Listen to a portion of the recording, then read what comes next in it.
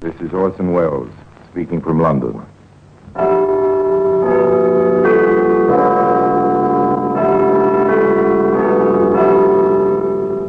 The Black Museum. A museum of death. Yes, here in the grim stone structure on the Thames, which houses Scotland Yard, is a warehouse of homicide, where everyday objects, a cotton reel, a tobacco pouch, a bootlace, all are touched by murder.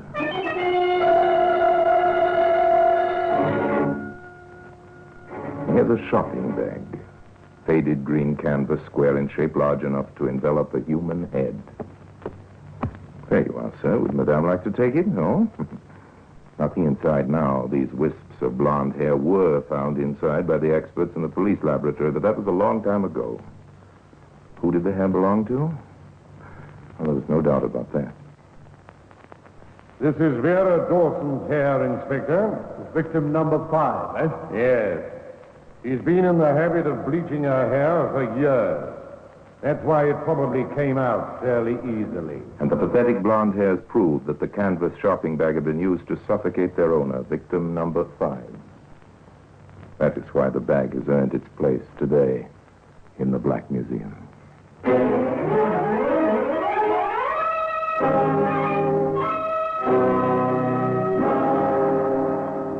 From the annals of the Criminal Investigation Department of the London Police, we bring you the dramatic stories of the crimes recorded by the objects in Scotland Yard's Gallery of Death, the Black Museum.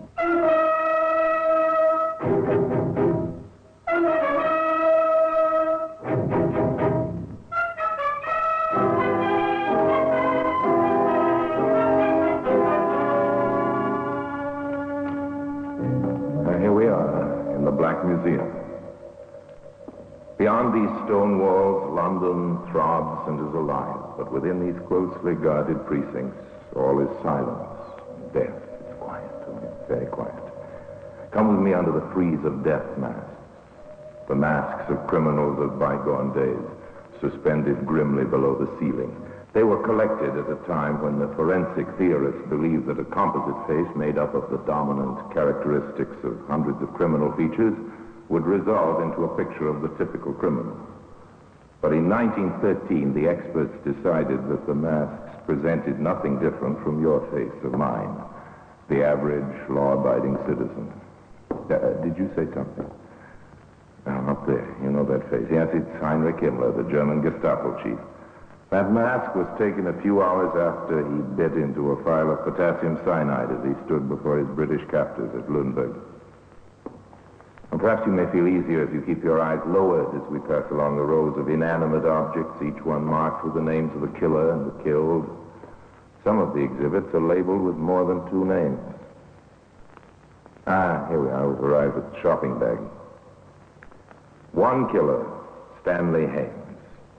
5 victims, including his wife, who is his second on the list. Here's the bag, insignificant in itself, but terrifying when considered in relation to its history. And its history is bound up with the story of the man who used it. Stanley Hames, one-time bank clerk, petty thief, junk merchant, murderer, hanged by his shopping bag. But let's go back to join him in his junk shop. It's located in Wildron Street, North London. The place belonged to his wife's first husband. The district is poor, the shop is dusty, crammed with litter. Mrs. Edith Hames, a semi-invalid, is confined to a bed in the living quarters upstairs. Hames himself just lighted the gas lamp in the shop. The feeble yellow rays are reflected back from the November fog, which presses darkly against the windows. The light is dim, but to a young girl, Patricia Wilson, is a beacon to which she turns for guidance. Oh, my word, what a night. I wonder if you can help me. Well, if I can. I'm a stranger here, and I'm looking for 71 Wildron Street. I can't see the numbers on the doors. My torch has given out. This is number 22. You'll find 71 to the left on the other side of the road. Oh, tell. Fog's getting thicker, isn't it? Yeah, I'm afraid it is. You'll have a job to find the house you're looking for. Oh, no. I promised to go and see my girlfriend there. I wish I hadn't. It was quite clear when I left home. Have you come far? Only from Vauxhall, and I Well, bet. perhaps I can fix it, George, for you. Oh, I'll be ever so glad. If you do happen to have a spare bulb, that'd do it. Here's a torch. Yeah. There. Let go my arm. What's your name? Here, let me go. Oh, I'll hit you again if you don't take your hands off me. You would you? You come here. Help! Quiet, you little idiot. Oh, you're choking me. Oh, Edith, how did you get down here? Who is this girl? Take him away. He tried to kill me. Don't be absurd. She's only just come Don't in. wait in that shopping bag and pull yourself Hey, together. let me get out of here. No, wait. I'm his wife. I want to know what happened. Breathlessly, the frightened girl explained. Haines stood silent. His wife listened, horrified. The girl finished her story. What did you do, Stan? I've nothing to say except I'm sorry. So I should think. But you're not getting away with this. I'm going to report it to the police. But you're not safe. Oh, please. Now, please, for my sake, don't take it any further. I think it would kill me if the police came. If she's fainting, hold her up. Take it easy, Edith. I've got you. I'm all right. Well, she's ill. You ought to be ashamed of yourself. Go and get a doctor. Oh, no, I don't want anybody. Oh, please tell me you won't make trouble. Well, for your sake, then, I won't tell anyone. Thank you. Hope it didn't hurt you too much. No, I'm feeling better now. More shock than anything else. And you won't say anything? Not a word.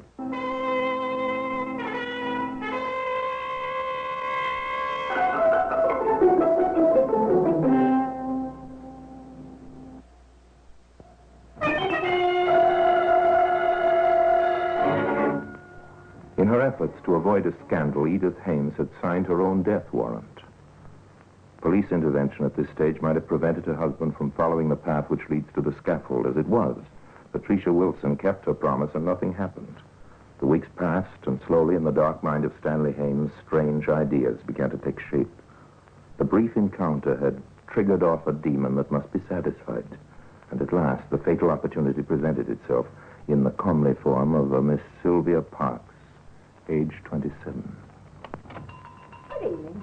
Can I see the second-hand dolls pram you got advertised in the window? Yes, it's at the back of the shop if you'd like to have a look. It's my sister's little girl. She's 8 tomorrow, and I can't afford much. Oh, well, this is a bargain. I only picked it up 2 days ago. There it is. Oh, what? I don't think much of that. I thought there was a catch. Oh, you have a good look at it. You won't do better for the money. Oh, no. That wants painting. Here. What you doing? Oh. This time there was no noise to attract the attention of the invalid upstairs. With one powerful hand over his victim's mouth, Hames reached for the canvas shopping bag. Slipping it over her head, he drew the cords tight. And there was silence. That stopped her. I must get her out of sight. Gently does it. Edith mustn't hear. Now, I loosen the floorboards by the back door. I must put it down quickly.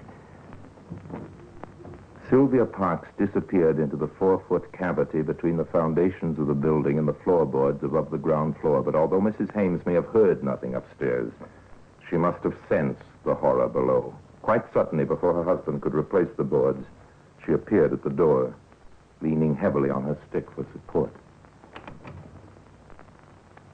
What's that? And what is that? Nothing's happened. Why the devil you creep up on me? I can't stand it. Get back where you belong. You've done something. Get out.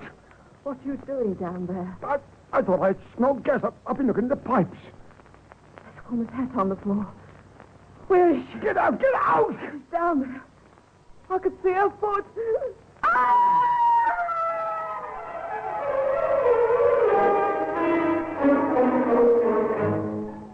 Edith Hames lay silent in death beside the body of Sylvia Parks. And what of the murderer? Was the demon satisfied? Seems that for the moment he was. According to Hames's own story, he took himself off that night to the local public house.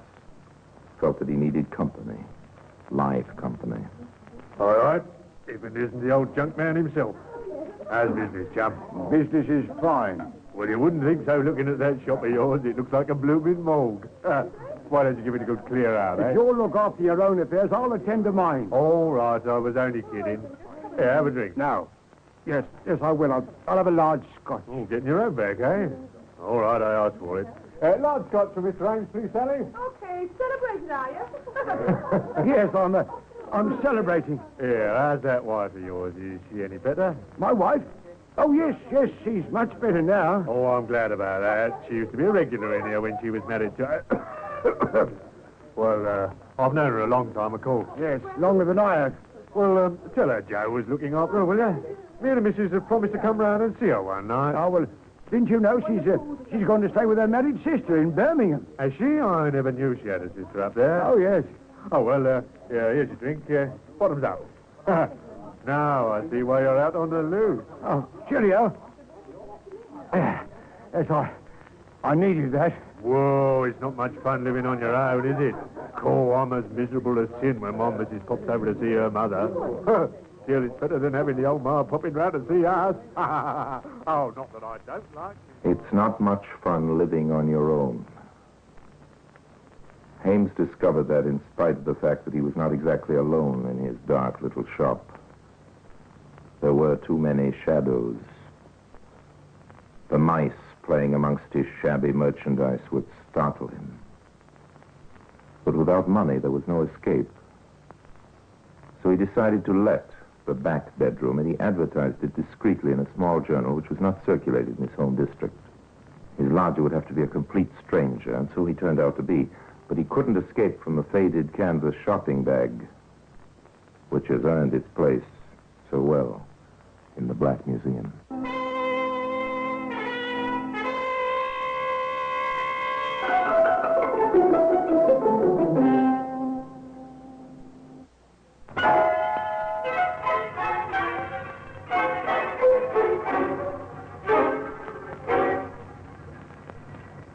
We return to Stanley Hames in his shop at 22 Wildron Street. The advertisement for a room to let has produced its result, and the back bedroom is occupied by a short, middle-aged man with square shoulders and wary eyes. He calls himself George Smith, which is as good as any other name, but Hames is suspicious. The lodger never ventures out except for brief moments during the hours of darkness. He behaves like a man who has something to hide.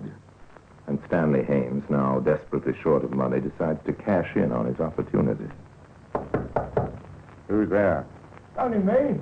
Want to speak to you. What do you want? Oh, I hope you find the room comfortable.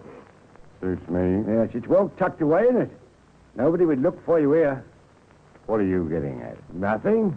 But I'm afraid I've got to increase your rent. It's like that, is it? Yes, it is. I'm no fool. You dirty little runt, I'll break you in half. Think so? I've got strong hands, you know. And if I did happen to disappear, things would become even more complicated for you, wouldn't they? I don't know what the devil you're talking about. Well, I'm increasing your rent from £1 a week to £5 a week. Oh, and you thieving If you don't swine. like it, you can get out. I see. All right. I'll give you 3 quid. That's my limit. It's 5 all out. For 5, you get food and protection. So you found out who I am, eh? Yes. Okay. I'll take your terms. Here's your first, Father. The bluff has worked. Hames had no idea that his lodger was, in point of fact, Gary Saunders, a wanted man. His partner had squealed on him following a vicious case of robbery with violence. Now every policeman in the country was on the lookout for him. But how infinitely safer he would have been in jail.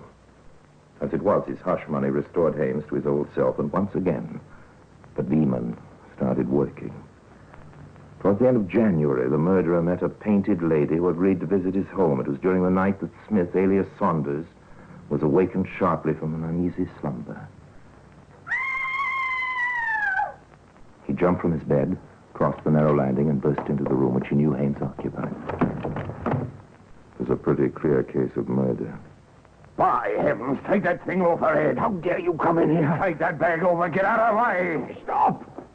Stop! You pay for this! She's dead. You've killed her. Yes, she's dead, isn't she? But who did it? You or me? What do you mean, you murdering devil? I happen to have a clean record. My word will carry more weight than yours, I imagine. Oh, you'd frame me, would you? You're not fit to live, Ames. Why, Sandra, I'm going to get the police. I'll take what's coming to me. But you're going to swing for this. I don't think so. Drop that knife. I'm not going to speak for you or anybody else. Nobody knows she was here and nobody knows you're here. Get back. Now. Oh, don't do it. I told you I had strong hands.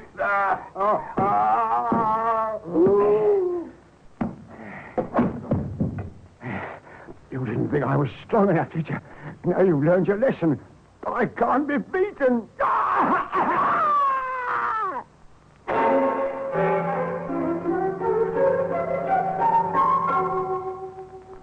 Sylvia Parks, Edith Hames, the unknown lady who was subsequently identified as a Mrs. Doris Luke, and Gary Saunders.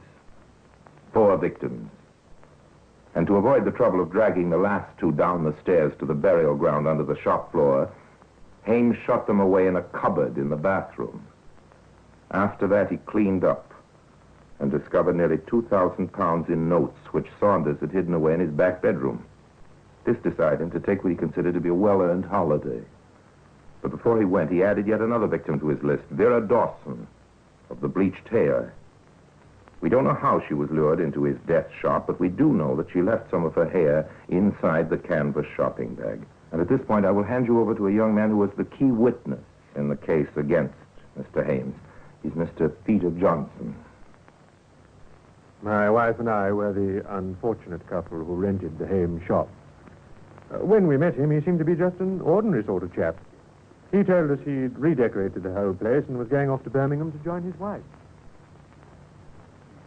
Well, for years, you know. Her sister's been very good, but I've decided to find a little place in the country for her. Well, that's probably the best thing. As you see, the shop's empty now, and I've cleared all my old stuff out, and I think it looks quite nice and bright, don't you? Oh, yes. I think it's just what we've been looking for, don't you, Peter? There you are, Mr. Hames. The wife likes it. We're in. Oh, good. I'm sure you'll be very happy. You wanted 6 months' rent in advance, I believe. That's right. I'll write you a check now. You haven't got cash? Oh, not for that amount, but the check won't bind. Oh, no, of course not. Well, here it is. It's all ready for you. We really made up our minds to take the place yesterday, you see, but, well, Julie wanted to come back today just to make sure. Well, I know you're going to be happy here. We've been happy. Here are the keys. Now I'll leave you to sort things out on your... It was 4 o'clock on a Saturday afternoon, so Stanley Hames was fortunately unable to cash the check as the banks were then closed until the Monday morning. In the meantime, Peter and Julie Johnston were having a busy weekend. They camped in the front bedroom for the night, and early on Sunday, the young wife was measuring the floors for carpeting, while her husband was fixing a glass-fronted cabinet in the bathroom. What's the matter, darling? Oh, I've hit my finger with a hammer. Oh, have you hurt yourself? No, just flattened my first finger. Oh, but, this is funny. I'm glad you're cheerful about it. No, I mean the wall here. Don't do that, Peter. You're marking the paper. It's hollow. There must have been a cupboard here, and old Hames has covered it in for some reason. I say, we could do with a cupboard. There isn't one in the whole place. Well, there's one here, all right. But, I'd have to redo the wall if I opened it up. Oh, you'd better leave it then. Just pass me that chisel. There's a sweet. Mm-hmm. Thanks. I'll just open a little hole and see how big it is inside. It might not be worth opening the whole thing. Oh, careful. Perhaps Mr. Hames will be angry if he comes back and finds what you've done. Oh, don't worry about him. I've paid him enough rent anyway. Here it comes. Good. Now, give me the torch, will you? Here you are. Thanks. Yes, there's bags of room behind here. We'll soon see it. Oh, Peter. Peter, what is it? I think I'm going to be ill. Oh, darling. Get out of here. Go on. Right outside. Why? Why? I can't talk. Just get right out into the street. Oh. Quick, come on.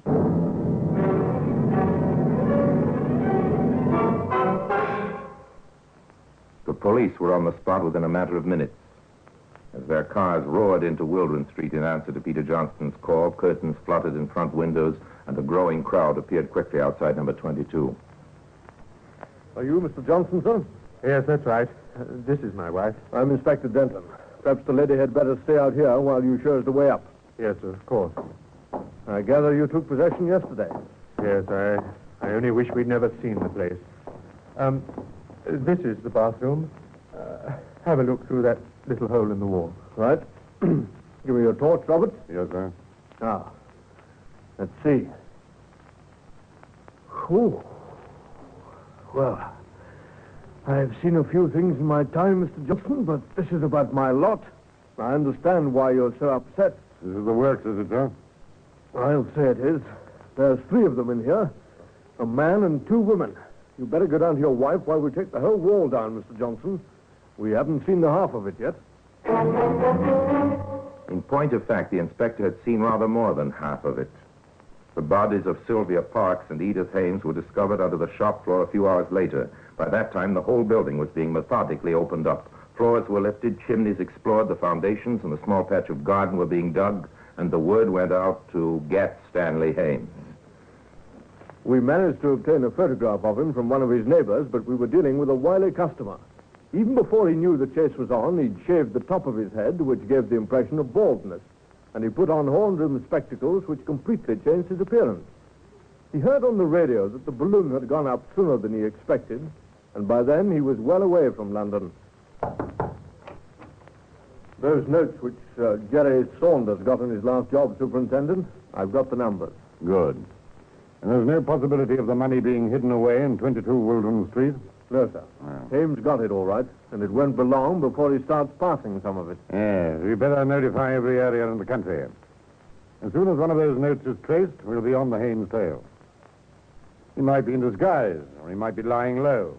But he's got to spend money, and that's how we're going to find him. For obvious reasons, no mention of the money was disclosed in the press. So Stanley Hames was unaware that he was carrying his own death sentence in the canvas shopping bag, which also contained his spare clothing. Yes, he had taken the bag with him. Perhaps it had a morbid fascination. Perhaps he thought he might use it again. But anyway, it made a convenient carrier. Convenient for him and, as it transpired, convenient for the police. Days after the murders were discovered, I had a call from a young lady named Patricia Wilson. She told me how the previous November she'd been caught out in a fog and gone into the Hames junk shop for directions. She told me how he'd attacked her and how his wife had pleaded that she shouldn't report it to the police. Oh, I made a terrible mistake. But I had to come and tell you. We're very grateful to you, Miss Wilson. Now, if you can cast your mind back, I'd like you to try and tell me every little detail of what happened and what was said. Well, the first words are really of Mrs. Hames' speech sounded sort of funny and out of place. Oh, how was that? He got one hand on my throat when she'd come in, and while he was fiddling about with something over my head. She said to him, she said, "Stop waving that shopping bag and pull yourself together," she said. I see. Do you suppose he was trying to pull the bag over your head? Oh, my goodness, I never thought of that. What sort of bag was it? Green canvas thing, the string round the top. You traced anything like it amongst the stuff he disposed of, Inspector? No, sir. No bags or cases. Yes, and it's just possible he might still have the bag with him. Better add that to the general description. Yes, sir. Right away. A detail, a flimsy possibility. But every step had to be taken that might help to trace the murderer. Then, after nearly a week of suspense, the first stolen note was reported right in London. Hames had come back to hide amongst the teeming millions in the great city. The search was concentrated now, and after 9 days on the run, Hames was caught. It was the canvas bag which attracted the attention of a plainclothes officer. It made him concentrate on the man's face. And, taking a chance, he approached him. Excuse me, sir. Yes? I'm a police officer. I'm sorry to trouble you, but I wonder if you'd just remove those glasses for a moment. All right. There you are. Are you Stanley Hames? No, you've made a mistake. Perhaps you'd come along to the station with me. We may not keep you for long. Suppose I refuse. I'll still have to take you. Okay. Hames went like a lamb, and once inside the station, he readily admitted his identity. The murderer was found, and the chase was over. All because of a faded green canvas shopping bag, which has earned its place today in the Black Museum.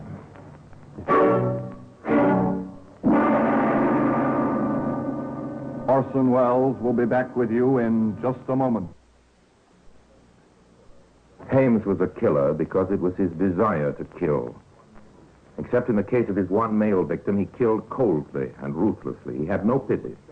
In fact, as we know, he would celebrate his murders. At his trial, he was obviously pleased to be the center of attraction, and for some reason he confessed to every detail relating to his first 4 murders. But with regard to his 5th victim, Vera Dawson, he would say nothing. But the evidence was in the back. This is Vera Dawson's hair, Inspector. Victim number 5, eh? Yes. She's been in the habit of bleaching her hair for years. That's probably why it came out fairly easily. So Stanley Hames went to the scaffold, and the pathetic blonde hairs lie beside the faded green shopping bag in the Black Museum. Now, until we meet again sometime in the same place, I tell you another story about the Black Museum. I remain, as always, obedient to you.